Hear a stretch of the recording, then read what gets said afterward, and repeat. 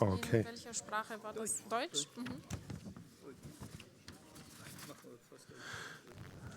We are at 10:30. Looks pretty full already in the room. That's great. So welcome to the press briefing for the JUICE mission launch.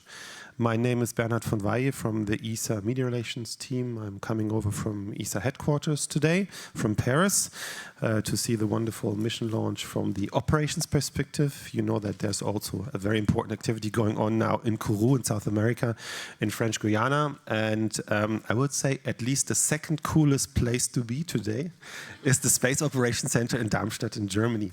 And we are very pleased and honored to have experts from all over Europe coming over here today, from the European Space Agency, but also from industry, from the science community, to follow, first of all, the operations, of course, today, and also to be available for interviews for media. And also, I know there are quite a few social media influencers, the young generation digital experts. We are very happy to have them on board as well. Of course, it's a common effort, and you're all part of the space family, the Friends of Space. So today you will have a rather detailed press program. There are printouts in the room. I hope you've received them. We'll start with a couple of introductions here, kind of teaser, kick-off, how we say in France, appetizers, apéritif, for the mission. We will first talk a little bit about mission operations with Simon Plum. Then we have a little hint from the launcher, Space Transportation Directorate from Kate Underhill, who also came over from Paris, on what happens in Kourou. Then we go very concrete to the topic of the control room with Ignacio Tanco from the Space Operations team of JUICE. And then, of course, why we do all this, the Science Directorate, the Science Mission with Olivier Witasse, who is the project scientist from JUICE, who came over from the Netherlands, and Marc McCaughrean, who is a very experienced Science Directorate colleague as well, and gives us the bigger picture for science. A couple of logistical things maybe for you to keep in mind. We are in a Space Operations Center in a secured area. So I would kindly ask you to always keep your badges on and to make sure that you stay in the areas that you're indicated to, being in the press center. If you have any questions, please consult my colleagues. Of the media team in particular, you have Simona Nichitinau, maybe you can wave with a hand. Colleague of mine who's in charge of local media relations. You have Katrin Wicker over there as well, who can help, and my colleague Marco Trovatello in the back here, and also Markus Bauer from the communications team, who can always help you for interviews, background, or if you have any other organizational questions. We have a couple of brochures as well on mission operations there, and some nice goodies on the science mission. And of course, there's all the online program under the hashtag ESA JUICE, as you can see on the screen. A lot happens online, and there's the live TV program. And very basic, there's some food and drinks, just one corner here on the left side. And afterwards, when this press briefing is finished, you'll have one-on-one interview possibilities. And then you can go up to the main conference room. It's this way, about 20 meters on the first floor. There's the official stage program. And you can go over there after lunch break. It will start around 13:30. If you're interested, you can either stay up there for the launch, which is scheduled for 14:15, or you stay here in the press center. You can watch it on the screen as well. And then, as you can see on the press program, in the afternoon, when there's the acquisition of signal, which is an important point around 14:40, you can also then get comments from our experts. There's the solar array deployment, very important milestone as well, around 1600, where you can get statements. And then from 16 to 1700, there's another opportunity to visit the control rooms for journalists. I know social media have a separate program. You go with your usual interfaces, but for journalists, talk to me or to Simona or Katrin, and we can give you a guided tour of the control rooms. As said, again, really always in a group. Voila, that's it from my side. And I would like to hand over now to Simon Plum, Head of Mission Operations Department, who gives us a little intro and also maybe tells us what's the latest mission status. Things look quite good from what I hear now, from the control room and also from Kourou. Well, thank you, Bernhard. So, good morning, everybody. On behalf of ESA and ESOC in particular, it's my really deepest honor to welcome you all here. First, I have to say, Bernhard, you said this is the second coolest place since I'm an operations guy, I have to say, I can congratulate you because you have chosen the coolest place to follow the launch.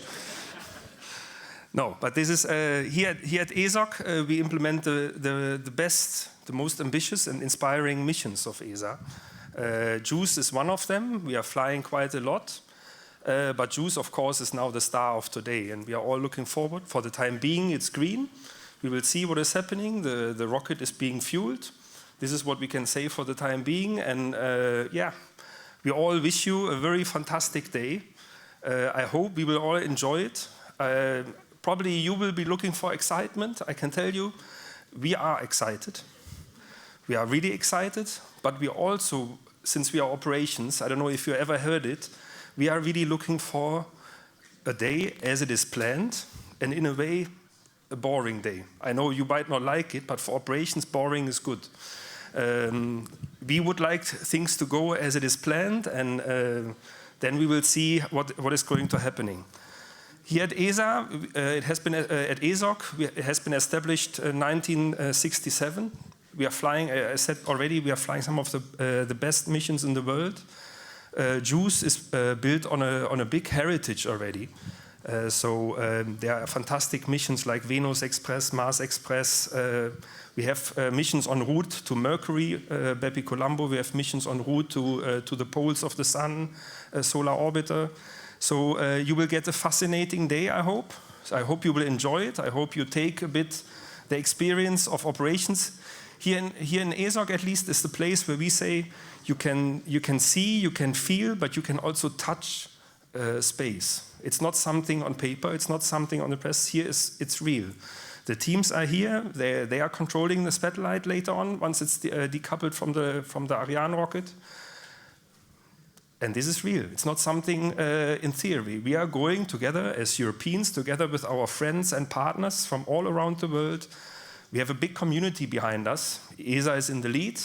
We are proud of taking this, but it's a big team behind all over Europe, all over the world, which is making it possible. And we, as people, we are going to Jupiter. I don't know if you can believe how far it's out, but it's really far. You will see a lot of details during the day. I hope you will enjoy it. You have a good day, and yeah, we are here to answer questions in case you have something. Have a wonderful day, and yeah, keep fingers crossed.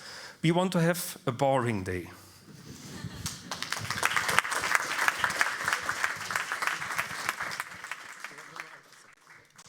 Okay, thank you very much, Simon Plum, of course, who is available also for interviews afterwards. And as we have, I would say, about 60 to 70% German-speaking journalists in the room. Of course, you can afterwards also do your interviews in German. We'll have the Q&A session. You can ask questions in German, also in French if you want. We have people speaking Spanish. We have people speaking Italian, Portuguese. There's a flight director from Portugal on that mission. I know Portuguese media all excited about this.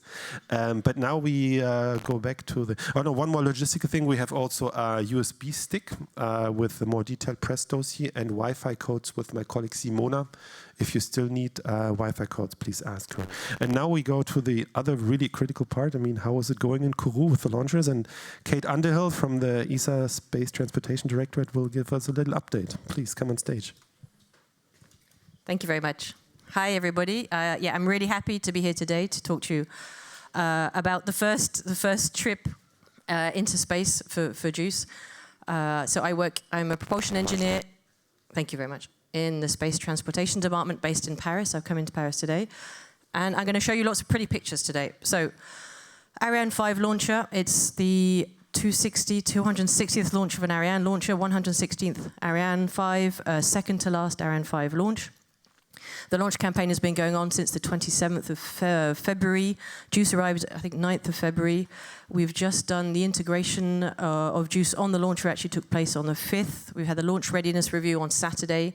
This Saturday, it was okay, gave us an okay for launch, and we had the launch transfer on Tuesday. We can see the launcher just coming out of the final assembly building on the way to the launch pad. Normally, we do this launch, we do the transfer the day before launch.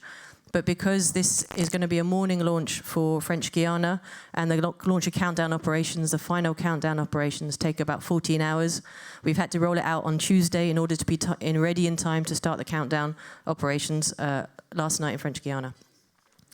So JUICE is now safely on the launch pad inside the fairing on Ariane 5. You can see a nice picture of the fairing here. You can see the ventilation ducts that are providing cold, dry air to JUICE, so it's keeping nice in the right temperature, because outside it's very hot, it's very humid, it's very salty. That's the tropical climate in French Guiana. You can see a nice picture of the cryogenic arms as well that are fueling the upper stage. So I can confirm at the moment the lower stage, the EPC, the main stage, is being fueled at the moment, and then just after that we'll start fueling the upper stage. We've also got a really nice picture. This was taken of from a helicopter yesterday of Ariane 5 on the launch pad. We can see all the infrastructure around Ariane 5, so the fueling tower, the lightning rods. We've got the evacuation of the gas evacuation from the exhaust fumes, and the water tower. Just for your information, that's the highest point in the launch pad, is the top of the water tower on the launch pad. And then this is some photos. So this is the one from yesterday. The launcher itself is controlled from CDL3, which is a room just a couple of kilometers away from the launch pad. This was taken yesterday. This is the calm before the storm. It's not going to be like that right now. They've been working since about 10 o'clock last night, local time, 14 hours of final operations to get us to the H0, which is 14:15 and 1 second this afternoon. And that 1 second is very important. We have no launch window today. We have to launch exactly at 1 second. If there's any problem, then we'll have to launch tomorrow, precise time again, slightly different time. This is kind of standard for these kind of missions. We've done this before on ATV missions. We've done this before for other scientific missions. So the whole countdown operations are planned with margin, so that everything is ready at least half an hour beforehand. So everything gets ready, the launch is ready half an hour beforehand, and then we sit and wait for the final green from the satellite, from the launch base. So the other picture is the Jupiter control room, which I realized while making the slides was really well named. Jupiter control room for JUICE today, that's where the overall launch system is being controlled, is being verified. So the launch base, also all the tracking stations, we have to track the complete launch during all the phases of the launch, and also check out when Jupiter is released, when JUICE is released, when we've got the satellites coming, the solar panels coming out. That's all going on in the Jupiter control room. We get a final green from them. 7 minutes before launch, then it's automatic sequence. The launcher event starts slowly taking over from the launch base, which up until then has been providing it with electricity, with fuel. The launcher takes over, arms all the pyrotechnic devices, and H0. Then we have allumage, Vulcain. The main engine ignites. 7 seconds after that, the boosters ignite, and we are good for a flight just under 28 minutes until release of JUICE at about 1,500 kilometers altitude and nearly 10 kilometers a second velocity. So, as you can see, quite a few ambitious technical constraints, and it's 40 times the speed of an airplane when the thing lifts off. So keep this in mind. And as you can see, if you have further questions on launchers, launcher operations, Kate is available. Elle parle très bien le français aussi. S'il y a besoin de commentaires francophones sur les lanceurs, pas de problème. Okay, and now we come back again to local Darmstadt and the space operations, satellite operations people in the main control room, which you will see later on. And now it's a pleasure to have Ignacio Tanco pulled out of his very busy schedule and give us a fresh update from the control room. Please, Ignacio. Thanks, Bernhard. So my name is Ignacio Tanco. I'm the Spacecraft Operations Manager for JUICE. And basically, yeah, my team basically picks up where Kate lives. So after separation from the launcher, the team that I lead will take over and start commanding the spacecraft. So the first few minutes after separation are critical, and in this period, basically, the spacecraft is surviving with a sort of limited resources. So it has big batteries, fortunately, because it's designed to operate far away from the sun in Jupiter. It will be able to survive about 11 hours if it fails to deploy the arrays, but this is for us the most critical part of the activities that will take place today. So getting communication to the spacecraft. This will happen about 10 minutes after separation, well, 5 to 10 minutes, depending on the orientation. The spacecraft will be tumbling as we separate from the launcher. It will have to first stop the rotation, orient itself to the sun. At that point, in this geometry, we will be able to see the signal from one of the low-gain antennas, and then we will establish communication. And then we will start monitoring the process by which it deploys the arrays. If it fails to either establish control or deploy the arrays, our team is on standby and ready to intervene and take over and perform these actions from ground via commands that we will issue. This is a very delicate part of the mission, but we've trained this scenario repeatedly, and we know we are able to deal with pretty much anything the spacecraft could throw at us. Although there's always a way in which reality tends to surprise you. So we're open also for the unknown. So yeah, operations is my domain. It's a bit of a strange engineering discipline because it's very, you don't study operations in university. You only learn by doing. And this is something that we excel at here in ESOC. It's one of the very few centers of operations in the world that can deal with a mission of these characteristics, in which we do critical operations, we can deal with contingencies, we can deal with interplanetary operations, which is extremely rare.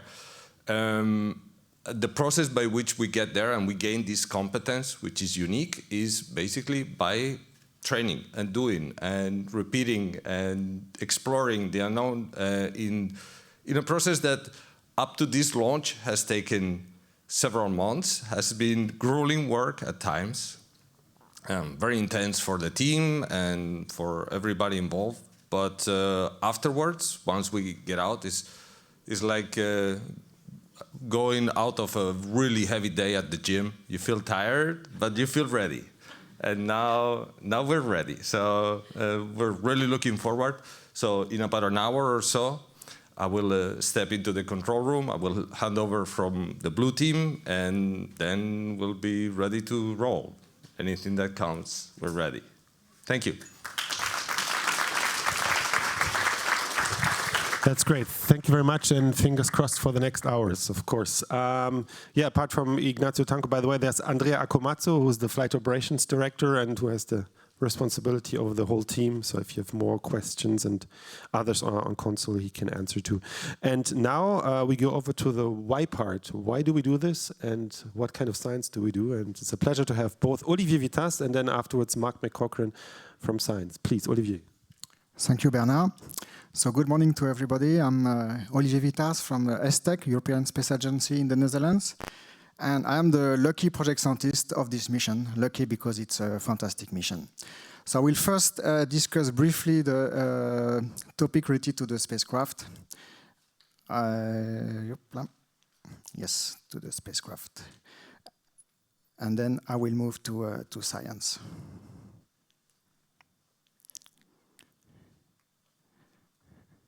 Yes, so this is how the spacecraft look like. So JUICE is a big spacecraft, 6 tons at launch. More than half of the mass is propellant, because we are going to make many maneuvers, first in the solar system, and then we have 2 orbit insertions, one around Jupiter, one around Ganymede, the biggest one in the solar system. And in between, we have many flybys, so we have to make a lot of maneuvers. That's why more than the weight of JUICE is made of propellant. In terms of power, you see the numbers, 800 watts. We are far from the sun, so we need a huge solar arrays of 85 square meters.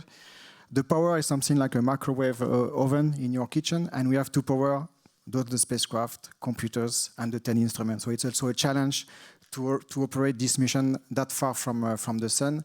We have a big mass memory where we will be putting all the precious data acquired during the flybys and the observation of Jupiter and so on.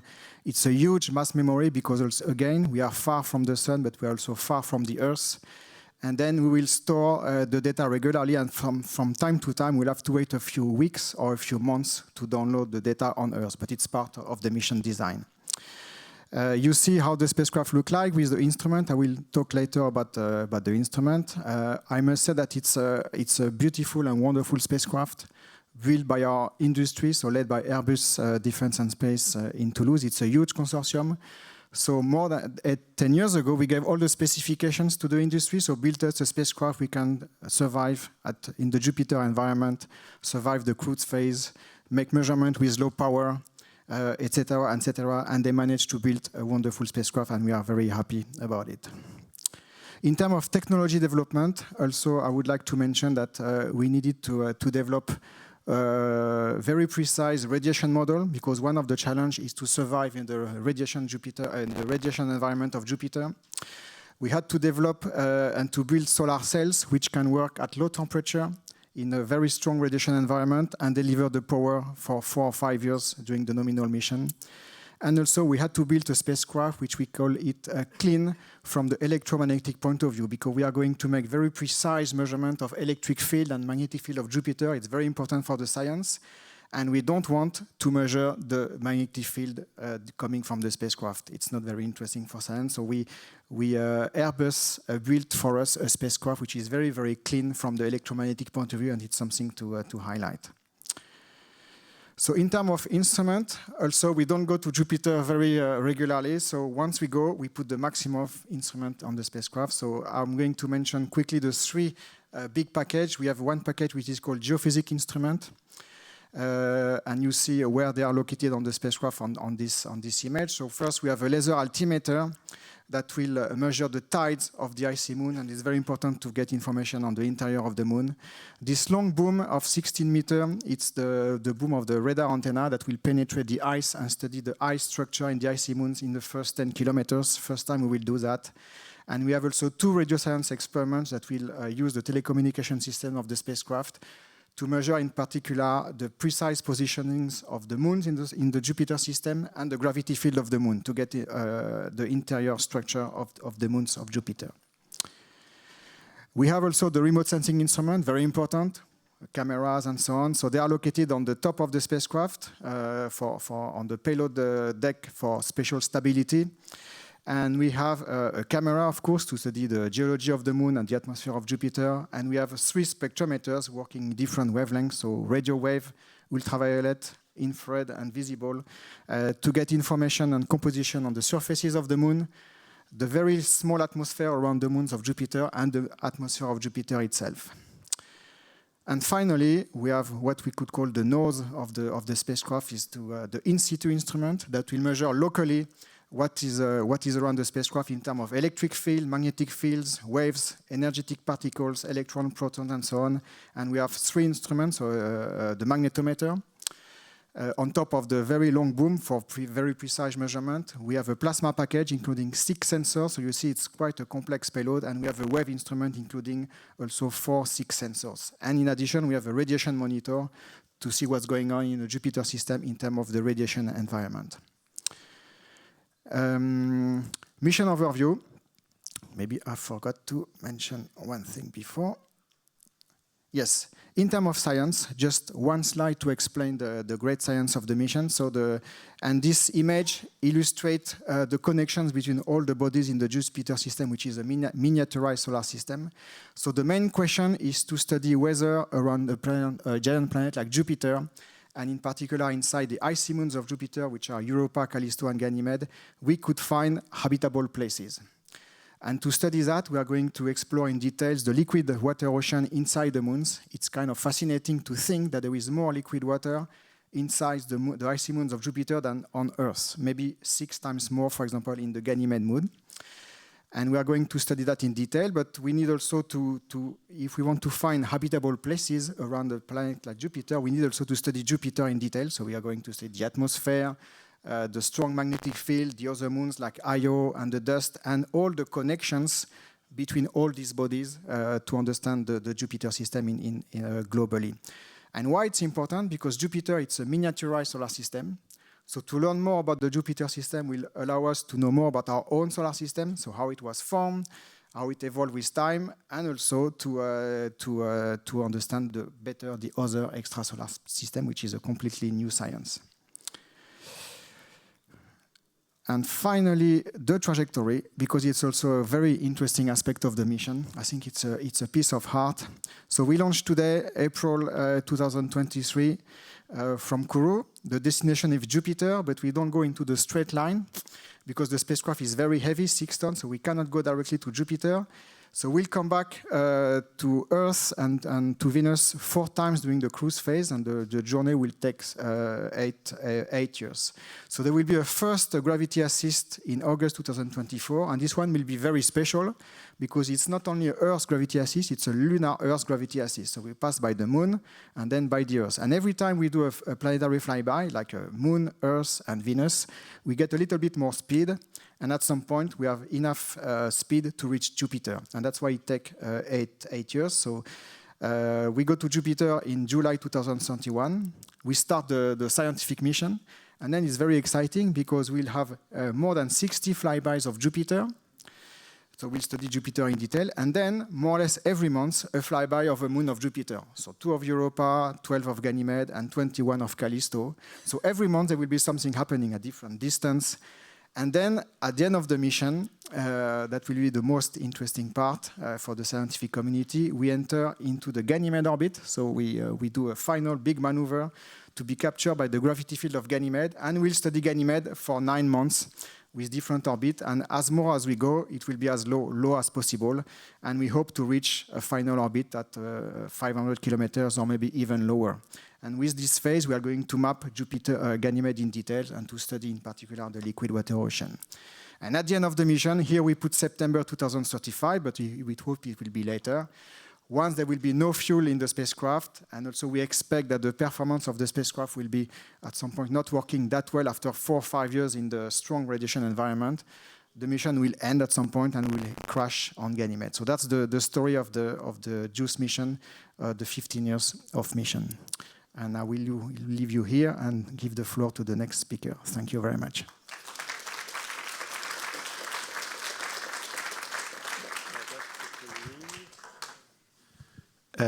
And of course, I should mention that those wonderful pictures and PowerPoint slides will be available to journalists afterwards. We'll put it in a PDF. You can address us from the media team and we will email it to you. Now it's up to Marc McCaughrean to give us the bigger picture of science and exploration at ESA. Marc. Thank you, Bernhard, and good morning, everybody. Thank you for that introduction to the science. I'm going to talk about the science in the sort of bigger picture in the context of our other missions. Let's see, we have a black slide. I'm the Senior Advisor for Science and Exploration at ESA, so I have a kind of a horizontal role across all of the missions in the Science Directorate and with the astronauts and the robotic exploration. And I think the thing, Olivier just mentioned this, the critical thing to think about Jupiter and its moons is as a system, and not only as objects, but actually as processes. What's actually happening in the Jupiter system? I mean, one thing that's very important to go away with is the reason we have liquid water underneath the surfaces is because of the gravitational interaction between Jupiter and the moons, squashing and stretching the moons, keeping that water liquid. We also have this incredibly intense magnetic field, which channels some of the material from Io in particular onto the surface, the upper gas clouds of Jupiter, but also affects the whole environment. So working out how this whole environment plays together and the processes at work, as Olivier said, not only give us clues about Jupiter and its moons, but how that fits into the study of our solar system, but also, as you see in a moment, the study of exoplanets, planetary systems around other stars in our universe. So, as Olivier mentioned, of course, we're going to be focusing on Callisto, Ganymede, and Europa with flybys, a couple of flybys at Europa, 21 at Callisto, and then flying by Ganymede and getting down to into orbit. And as you can see on the bottom, a kind of schematic representation of how we think the moons are arranged. Of course, we don't know this in huge detail. That's why we're going. That's why we're building this. If we knew it, we wouldn't go. But we do believe that while Io has a magma ocean underneath the surface, closer into Jupiter, much more squashing and stretching from those tidal forces. As you move further out, you have these liquid layers underneath different layers of ice. And at Europa, we believe that the liquid ocean is in touch with rocks at the bottom, bringing up minerals, which is one of the key possible other things you need to make life. Ganymede, we think, has an ice shell underneath the water shell, but we don't know in detail, so we need to go and probe that. And the other thing which is crucial about Ganymede, which is different from the others, is it has a magnetic field of its own, and understanding how that happened. Magnetic fields are not that common in our solar system. Mercury has one, but Venus and Mars don't. So why? Ganymede's a very important object. And of course, Ganymede's actually bigger than the planet Mercury. If you took these moons away from Jupiter, they would be planets in our solar system. So they really are very important objects and processes in their own right. But Jupiter, let's not forget that. Jupiter has these beautiful pictures, from, in this case, from the Hubble Space Telescope. But if we change to longer wavelengths, we see deeper into the clouds. We see the heat welling up from the atmosphere. And so JUICE will, of course, be studying Jupiter in great detail, many flybys, looking there at how it changes over time. Why is the Great Red Spot disappearing? Where's it going? It's got much smaller in the last 400 years. Why? What's changing there? And of course, when we look back at Jupiter at visible wavelengths and then go to the ultraviolet, we see that there are aurorae, northern and southern lights on Jupiter. And if we look at movies taken from the Hubble Space Telescope, we see the aurora there at the North Pole. But if you look just to the left of center, there's a little dot with a tail moving around. That's actually where the material from Io is impacting onto Jupiter. So again, the interactions between the planets and the moons is very important there. But then if we zoom out, of course, we have a whole range of other missions which are looking at planets. The last time we launched a science mission on an Ariane 5 on Christmas Day 2021 was James Webb Space Telescope, which I've worked on for many years. It's working incredibly well, and among many other things, it's been taking pictures of our planets in this solar system. So this is an infrared picture of Jupiter with some of its moons, with rings, with aurorae. So these phenomena we can study from here, simultaneously with observing in situ at Jupiter when we get there in 2031. But of course, these are also worlds which we know to exist throughout our universe, throughout our Milky Way. And these are just artist representations of a range of different kinds of planets we know to exist. We know their masses, we know their broad properties. We are going to be studying them in much more detail in the future, but they span from planets which are Earth-type size all the way up to these gas giants like Jupiter. So again, connecting the science from JUICE into the wider universe is a very key part of our overall portfolio at ESA. And so we have a range of missions which are already doing this. We launched Cheops, a very small mission, but doing a very focused, great job on looking at measuring the masses of planets and discovering other planets in systems where we know they exist already. We will soon be launching the Plato mission, which will be searching for planets around nearby stars with all of these cameras looking across sky, relatively small cameras building up a big telescope, if you like. But that enables us to see planets when they move in front of their stars and make the star slightly dimmer by maybe 0.1% or even less, just for a few hours. We can detect the presence of planets that way. So Plato will be looking for Earth-like planets around relatively nearby stars. And then in a few years' time after that, we'll be launching Ariel, which will be looking at the atmospheres of planets like Earth, but also Jupiter mass planets, Saturn mass planets, and so on. So building this up, and of course these are planets far, far from us. They need very, very different technology than from JUICE. But of course, European industry is engaged in building all of these missions. There are a lot of things also in common. And when we talk about our own solar system, it was mentioned a bit earlier on, we have Bepi Colombo, which was launched also on Ariane 5 and is now in the area of Mercury, but undergoing a series of Mercury flybys to get into Mercury orbit at the end of 2025. We will in the future be launching Comet Interceptor, which is a small mission which will be looking for a new comet which will be falling into the solar system, perhaps for the first time. It will have such high energy coming in from that distance, we won't be able to go and rendezvous with it and land like we did with the Rosetta mission. This is Comet 67P in the background there. But Comet Interceptor would hope to see material that has not been near the sun before, not been processed. So pristine material left over from the birth of the solar system, or maybe even an object which has come from another solar system and has come into ours. That would be the great discovery for Comet Interceptor. And just to not forget that not everything is a gas giant. We have a planet relatively close to us, Venus, where we've had the Venus Express mission, which was mentioned by Simon earlier on, and we're going back with the Envision mission, which incorporates a radar, again, similar to the one we have on JUICE, but also atmospheric probes as well. So we'll look all the way down to the surface and look at the chemistry of this very dense atmosphere. So there's an awful lot going on in the science program in the future. Today is all about JUICE, but I hope to see many of you again here in the future. We have lots going on. In the meantime, go JUICE. Great.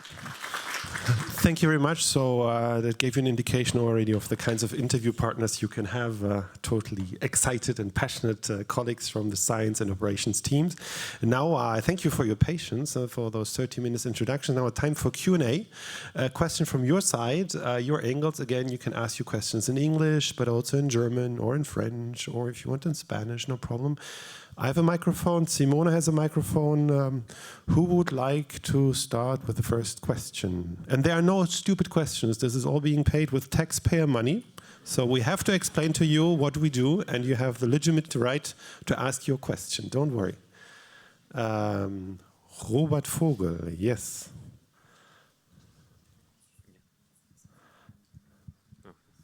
Okay. How is the space probe protected against all the hostile environment in the Jupiter system? That's for a science project, or please? Yeah, so that's a good question because as you have seen, there is a very strong radiation environment at Jupiter. And to protect the spacecraft, we have taken many measures. First, we put the sensitive electronics really inside the spacecraft, protected from the entire spacecraft. In fact, we call that 2 volts, where we put the sensitive instrumentation very at the deep of the core of the spacecraft.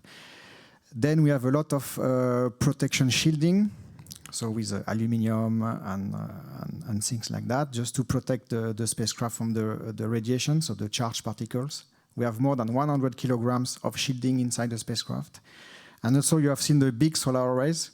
It's very important to protect because they need to deliver the power for 4 or 5 years or even more. So we put also a very thin layer of cover glass on the solar panels just to make sure they are protected from the radiation environment. We know they will degrade, but at least that will limit the degradation of the spacecraft. And also the instruments, they are shielded from there and there from the radiation environment with a special shielding like aluminium. Thank you, Olivier. Other questions, please? Yes, Herr Fichtner.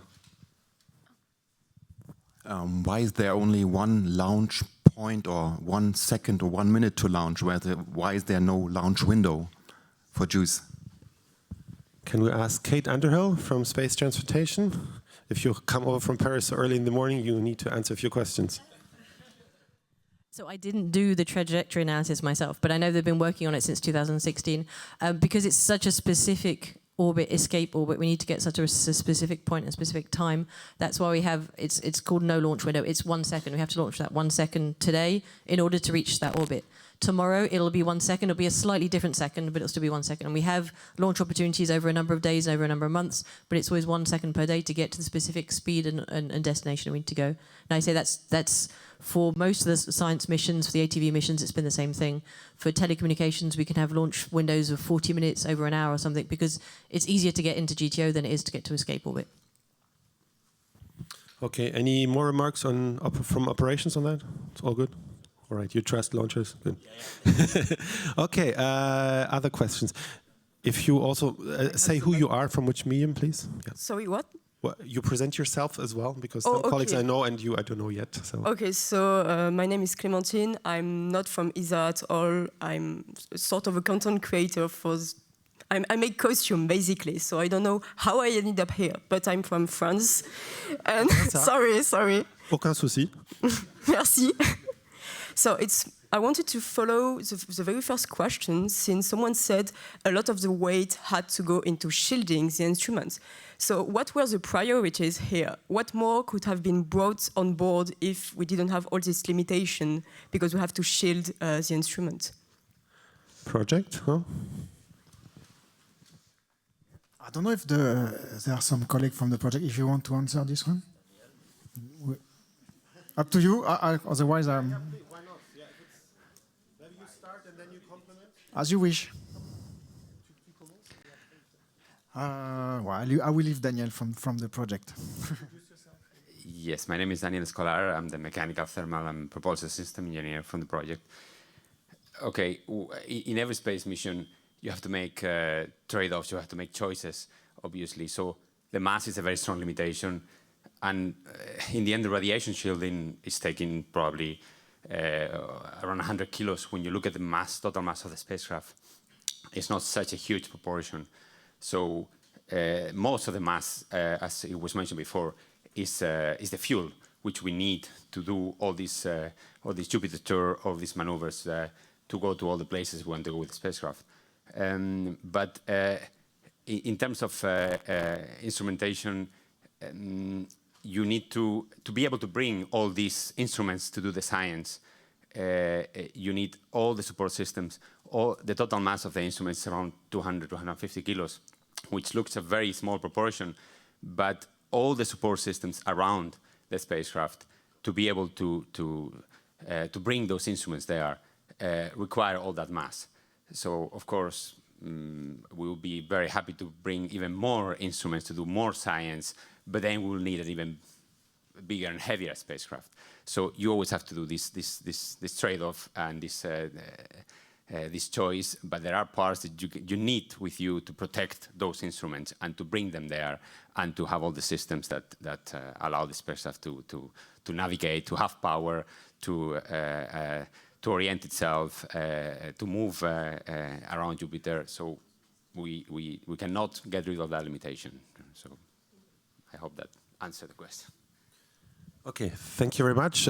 So we have a spacecraft that is 6.1 tons, right, and 3.5 tons of fuel. So this is the kind of dimension we're talking about.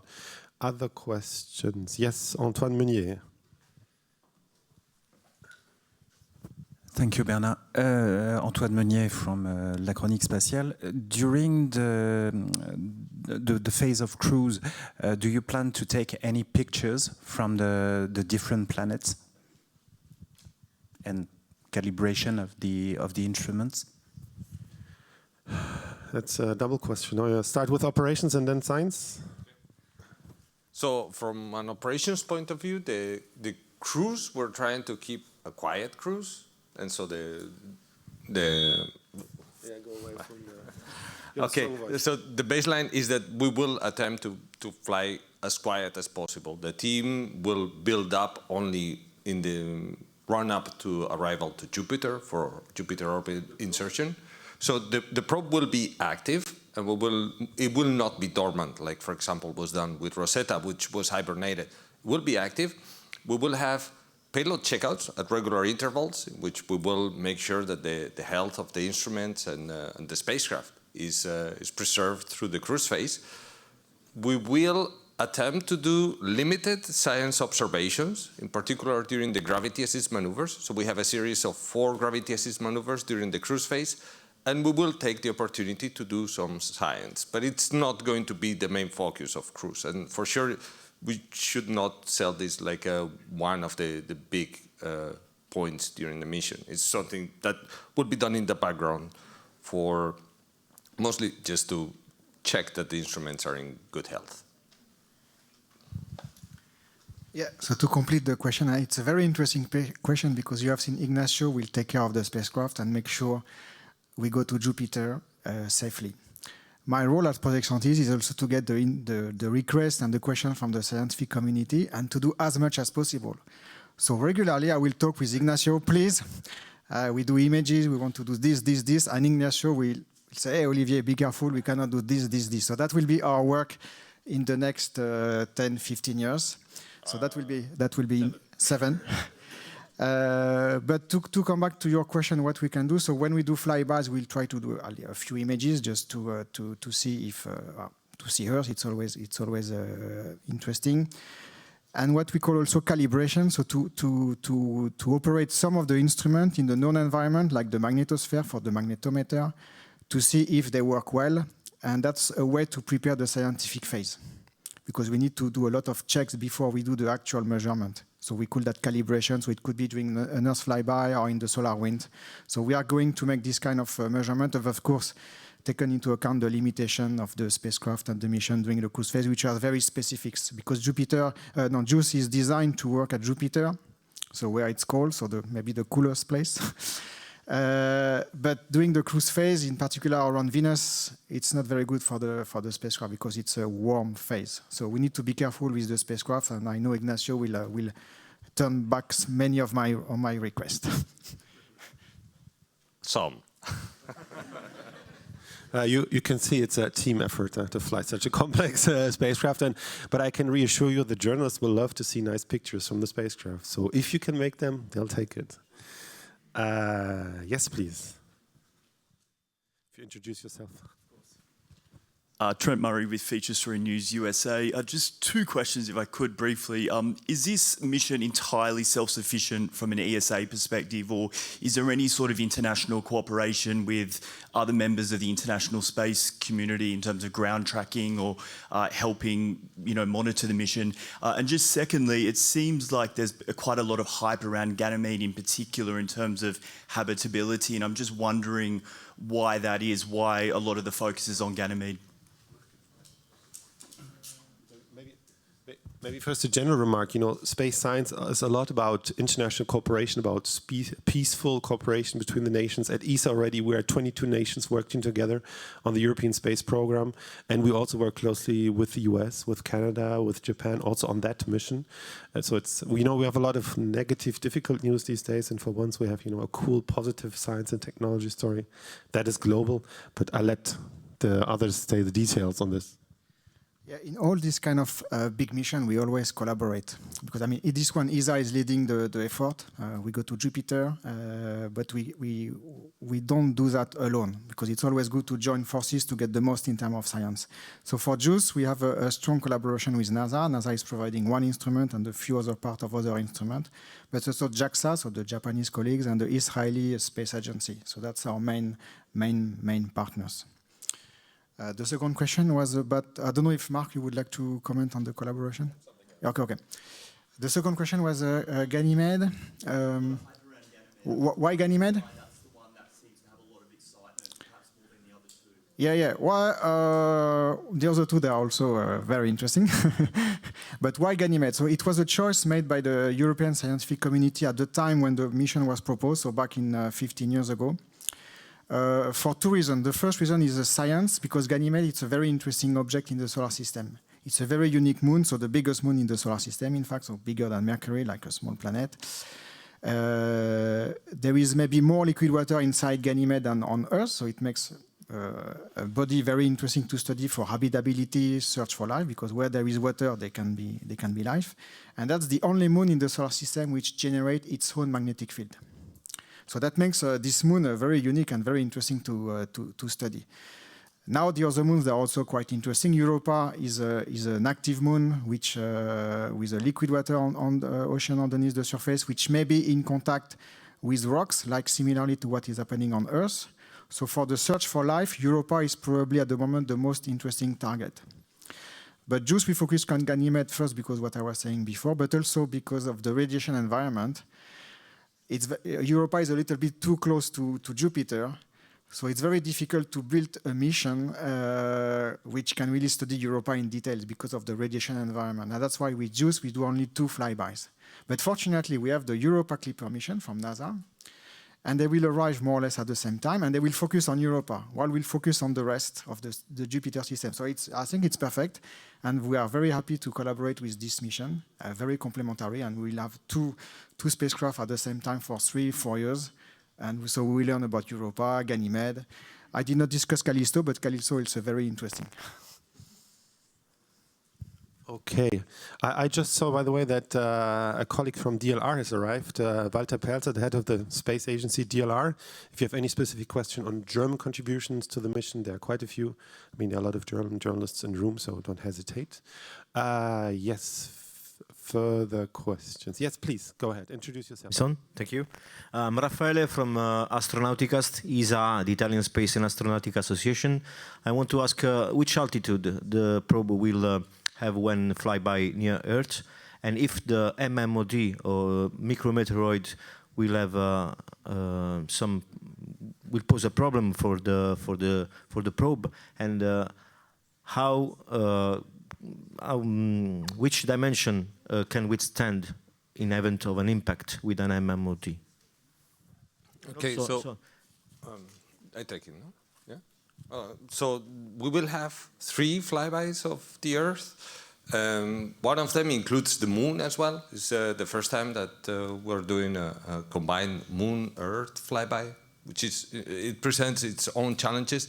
The altitude is not particularly challenging. We are not going to go into low Earth orbit where space debris is an issue. Nevertheless, we do have a group here at ESOC that takes care of space debris, and whenever we do approximation of the Earth for this kind of flybys and so on, there will be an analysis that will include the chances of having problems with the debris. But we don't consider this to be a key factor in the mission.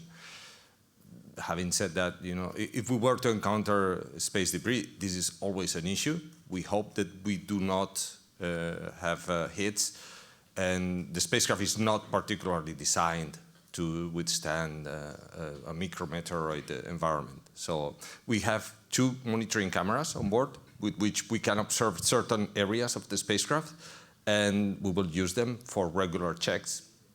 So if we suffer impacts, we hope that we are able to see them and to analyze them. Yeah.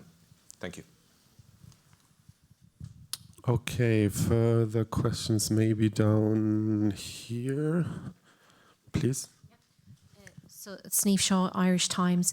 I'm really interested in the teams of people that have worked on this from the very start. I'm not sure who can answer my question. Maybe you can, Marc.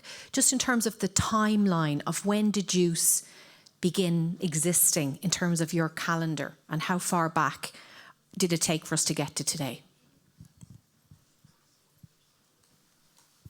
Who would like to answer?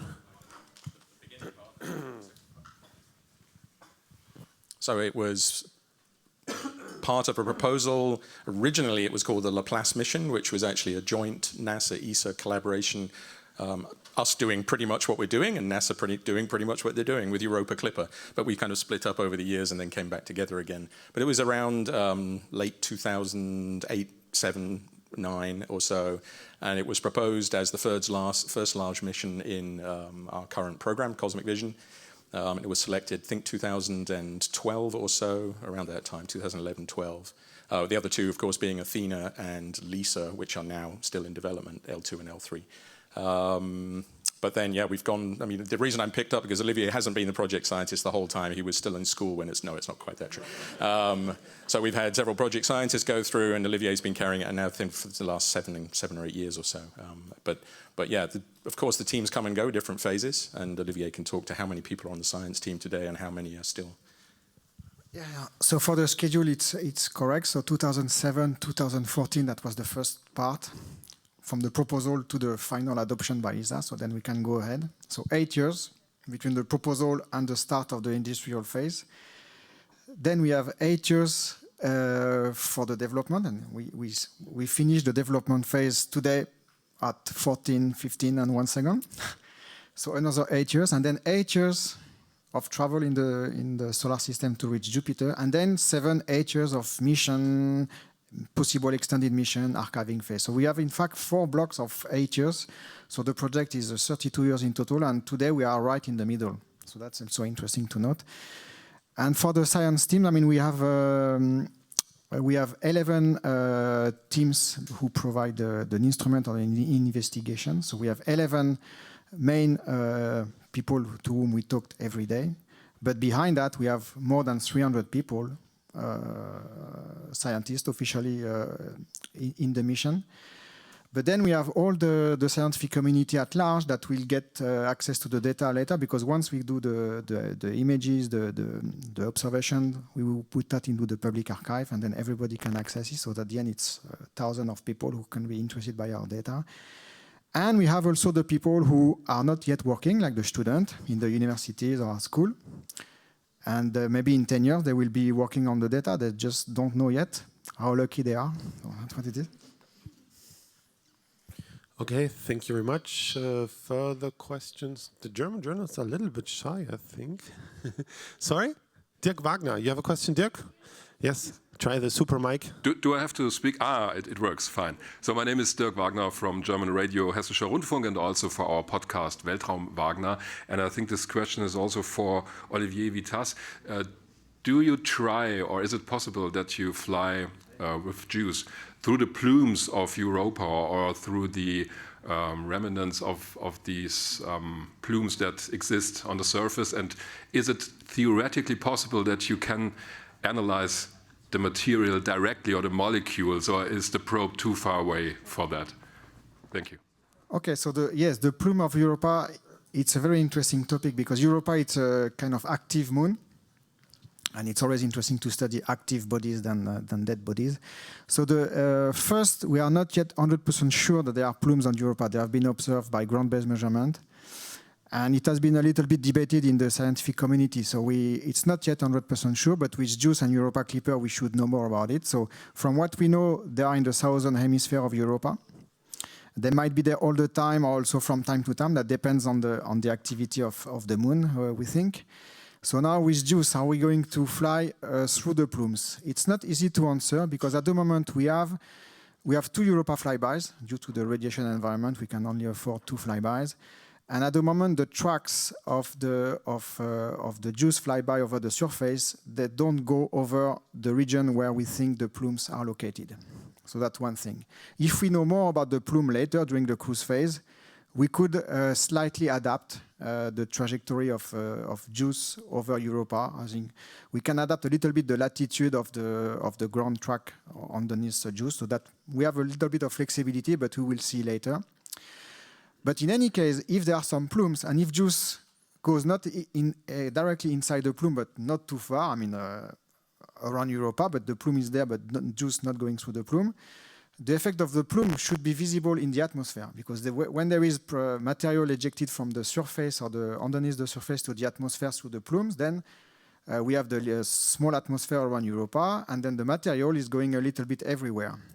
And then JUICE is equipped with what I said, the nose of JUICE with spectrometers to analyze particles. In particular, we have a mass spectrometer. We can identify the molecules with different ranges of masses, so carbon, oxygen, and higher massive molecule. So with JUICE, whatever we go in Europa, we will detect what is in the atmosphere, and we could see if what we detect comes from a possible plume. Okay, I think you can keep standing. There was one person waiting very patiently with a microphone. That's you. Let's go for you, please. Hi, so I'm Laura Flores from IPV CSIC Valencia, and also a science communicator. I'm a biochemist. So my question is a little bit related to the last one, but are you hoping to find any specific biomarkers in any of the moons? Yeah, we have, in particular, an imaging spectrometer, so an instrument that will take images and spectrum at the same time in the visible and infrared range. And that's very important to understand the composition of the surfaces of the moon, so Europa, Ganymede, and Callisto. And we should be able to detect all kinds of molecules. In particular, on Europa, there are molecules, there are terrains which are greenish orange. We don't know exactly what they are. We think maybe are organic molecules. So with JUICE, with the range of in wavelengths of our imaging spectrometer, we should be able to detect a lot of molecules on the surface. And possibly there will be some which we could be interesting biomarker. This is what we put as a science goal. And we will see, I mean, when we design a mission, we put the science goal, we put the instrument to address the science goal. So we hope to address many questions that we put 15 years ago, but there will be also some surprises unknown, so that will be also part of the mission. Okay, thank you. More questions? Sie können noch Fragen auf Deutsch stellen, wenn Sie wollen, kein Problem. Who else do we have over there? Yeah, maybe you can group a question. Ladies first, go ahead, please. Thank you. Also related to the plumes, are you concerned about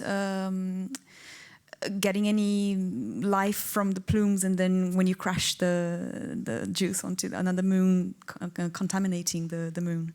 So for the plume, they're on Europa. So here we have no concern. We'll probably not go into the Europa plume, so we are not going to contaminate.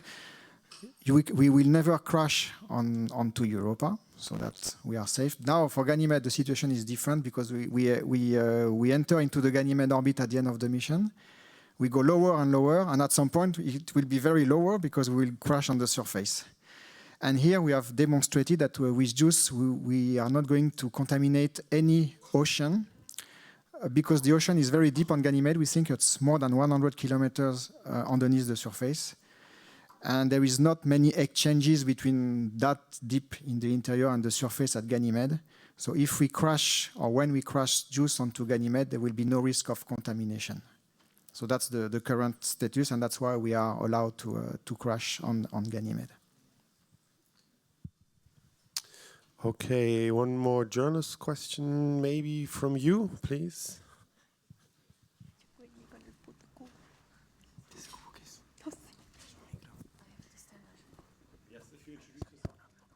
Good morning, my name is Carolina, and I have a question about the solar panels.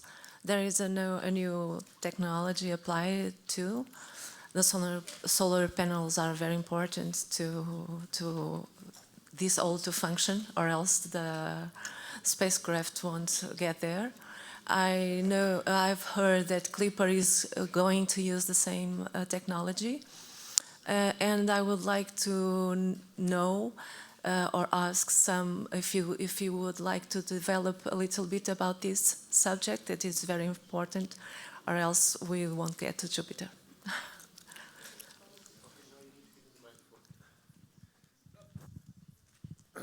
Who wants to answer? So you okay? Good.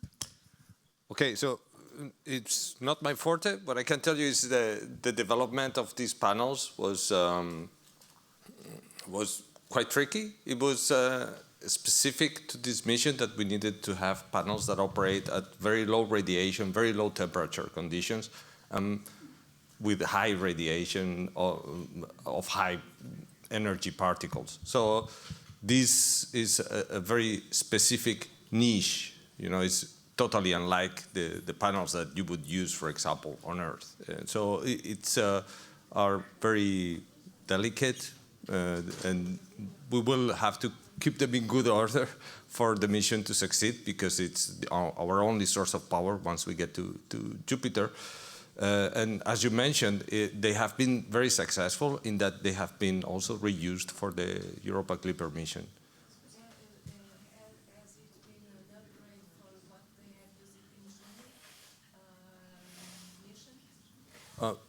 I'm not too familiar with Juno. Juno is an older development. I know Juno, of course, also flies solar panels. But as far as I'm aware, this is a completely separate development in Europe. Juno was, of course, run by the NASA, and it's built on American technology. Yeah. I hope I answered your question. We can still make an interview afterwards. We have to get Bruno Sousa in Portuguese as well for her, I think. She's from Portugal. Yes, good. One more, maybe here. You have a microphone, go ahead. Yes. So I was wondering... If you introduce yourself, please. Oh, I'm Sofia from Mexico. I work with mental health and neuroscience. And I just wanted to know if the existence of the other planets was influencing JUICE while it passes by, and if you had to launch JUICE in a specific time depending on when the planets were going to be, as soon as JUICE reaches that orbit. Yeah, maybe I take it, if I understand correctly, you're talking about the travel, the trip to go to Jupiter. Yeah. Okay, we are launching on the 2nd with the colleagues of Ariane. Okay, this is there. Because we are basically doing a rendezvous again with the Earth a year later. And that's why we have to start exactly at that point, to come back exactly at a certain point a year later to meet again the Earth, to actually be launched further out in the solar system. What we are doing in these 8 years, we are stealing energy from the planets. This is what we are doing. Many people, and I think it's important to understand, many people believe we get it from gravity. We call them gravity assist maneuver, but gravity is only assisting us in getting this energy. The energy we steal to the planets is their orbital energy. It's the energy of the orbit of the planet around the sun. The gravity is just the medium we use to transfer energy. I always do a comparison. If you have a wooden plank and you put a metal ball on top of it, and then you pick up a magnet, you stick it underneath, there's a connection between the two, and then you move your arm and your ball goes. Where is the energy coming from? From the magnetic force? No, it's coming from my arm moving. And this is exactly what happens with the planetary swim by. We steal the energy of the planets moving around the sun, and actually the gravity is just the medium we transfer this energy. What we actually do, we slow down a bit the Earth, and we accelerate dramatically the probe. So what we're actually causing is the ER, so the duration of the travel of the Earth around the sun, getting a bit longer. But this is so small that is actually we are not in a position to measure. But this is exactly what we are doing. And this is what we do in the trip to go to Jupiter. On Rosetta, for example, one of the planetary swim by, Mars, we use it to slow down Rosetta to phase its orbit such that we could go again back to the Earth to go out to the comet at the right time. So this is what we are using. We are not only accelerating, Bepi Colombo and Solar Orbit are using planetary swim by to slow down and get closer to the sun, get close to Mercury in that case. So this is what we do. Okay, thank you very much. I'm looking a bit at the time now. We are 5 minutes beyond schedule, but good questions are always a good sign. I would propose we now go over to the one-on-one interview part. So thank you very much again to all the panelists for taking the time in these busy moments. So Simon Plum from Operations, Kate Underhill from Space Transportation, Ignacio from the control room, and Olivier Witasse and Marc McCaughrean from the Science Directorate. So please do contact the colleagues now, Simona or Katrin or Marco Trovatel or myself if you want more interviews. And for those who have urgent news broadcasting needs, especially camera, you know that there's this small limited media visit window in the control room in this critical phase before launch around 12:30. Please see Simona or me for that. And 16 to 1700 we are more relaxed for this other guided tour for those who have no urgent news needs. So thank you very much for your time. Have a great day at ESOC and we stay in touch.